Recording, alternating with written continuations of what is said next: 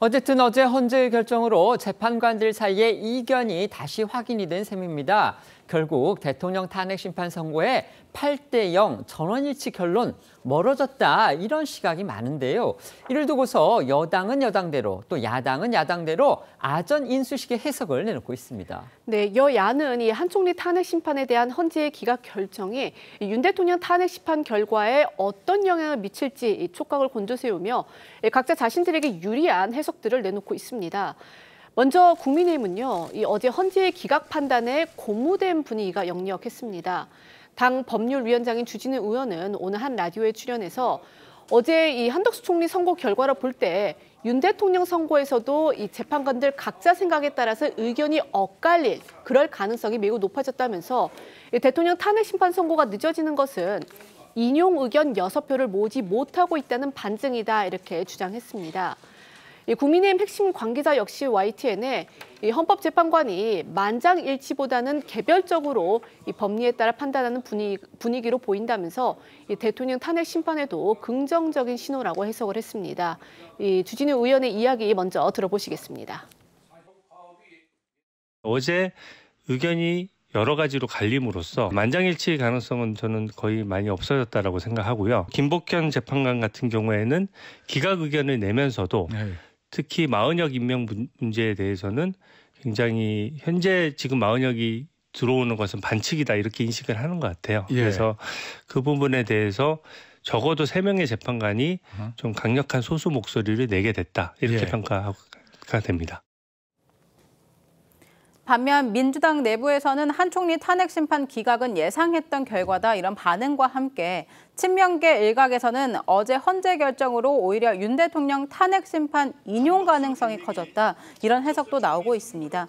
어제 기각 의견을 낸 5명 중 김복형 재판관을 제외한 4명의 재판관이 한 총리가 비상계엄 선포의 절차적 정당성을 부여하기 위해 이 국무회의 소집을 건의하는 등의 적극적 행위를 하였음을 인정할 만한 증거나 객관적 자료는 찾을 수 없다 이렇게 판단한 것이 역으로 보면 계엄의 절차적 정당성 결여를 인정하고 있다 이렇게 주장하고 있는 겁니다.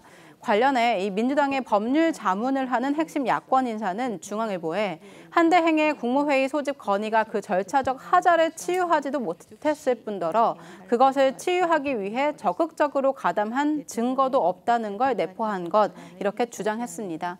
또 친명계 내에서는 이 중도 보수로 알려진 김복형 재판관이 각하가 아닌 기각에 동참한 점 역시 긍정 신호로 해석하고 있습니다. 한 친명계 인사는 당초 김 재판관이 윤 대통령 탄핵 심판에서 각하 의견에 힘을 싣는다 이런 지라시가 돌지 않았느냐며 그런데 정작 한대행 심판에서는 이 탄핵소추 의결 정족수 불충족 이 절차 문제로 간단히 각하 판단을 하면 될 것을 구태여 본안 판단을 거쳐서 기각한 것이다 이렇게 주장하기도 했습니다. 오늘 민주당에서 나온 목소리들 듣고 오겠습니다. 한덕수 총리 사건을 보더라도 저는 8대0 결론에 있어서는 전원일치가 나온다라고 예상하고 있습니다. 다만 일부 쟁점에 있어서 이견들은 있을 수 있겠죠. 예를 들면 뭐 국회의원을 끌어내라 말아라라고 얘기했던 것들에 대해서 증거관계 판단을 했을 때 이거는 좀 인정하기 어렵지 않겠냐라는 이런 일부 세세의 쟁점에 대한 이견이 있을지 모르겠지만 전체 파면에 이른다라는 결론은 저는 전원일치로 간다라고 생각하고 있습니다. 이렇게 어떻게 보면 여야는 각자 유리한 쪽으로 지금 해석을 내놓는 그런 상황인데요.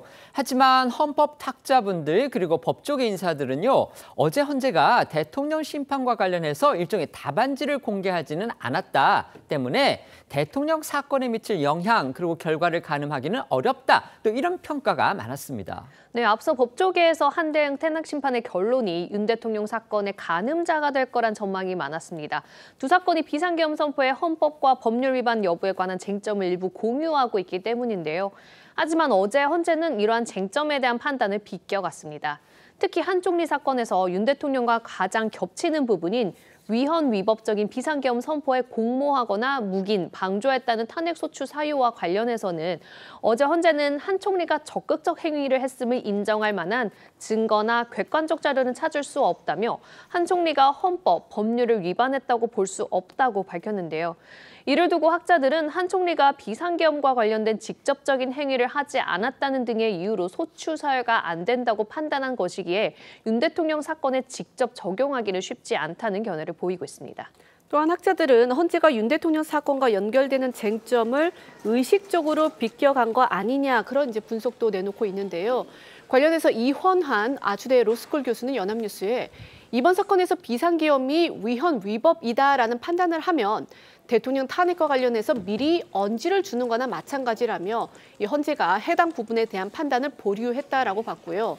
황도수 건국대 로스쿨 교수 역시 내란죄 성립이라든지 계엄법 위반 등 부분에 관해서는 이 헌재 재판관들이 판단을 일부러 안 하기로 한 것 같다며 윤 대통령 사건에 대한 예단을 형성하는 부분은 좀 빼자라는 그런 합의가 있었던 것 같다라고 했습니다. 어제 헌재의 판단이 대통령 탄핵 심판에 어떤 영향을 미칠지 어쨌든 예단하기가 좀 힘들어진 건 사실입니다. 민주당으로서는요. 하지만 이 현 정부 출범 후에 이루어진 탄핵 소추 심판에서 구전 9패 기록을 받아들었습니다. 이건 정치적으로 깊은 상처가 아닐까 그런 생각이 드는데 여당도 당장 이 부분을 고리로 해서 대야 공세 수위를 높이고 있습니다. 네, 국민의힘은 민주당의 줄탄핵 결과가 구전 9패라는 점을 강조하면서 여론전을 강화하고 있습니다.